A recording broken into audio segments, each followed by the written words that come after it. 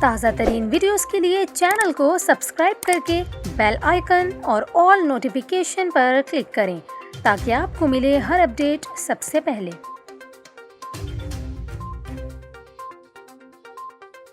ابھی آپ کو تشویشناک خبر دیں، پاکستان میں جرمن خسرہ روبیلا کا خطرہ بڑھ رہا ہے۔ ملک میں روبیلا سے متاثرہ افراد کی تصدیق بھی ہو گئی ہے۔ وبا کی نوعیت جانچنے کے ساتھ نمٹنے کے لیے بھی حکمت عملی تیار کر لی گئی ہے۔ پاکستان کے چند اسپتالوں سے حاصل ڈیٹا کے مطابق ملک میں روبیلا کے کیسز بڑھ رہے ہیں۔ روبیلا سے بچوں کی ذہنی اور جسمانی معذوری کے ساتھ پیدائش کا بھی خدشہ ہے۔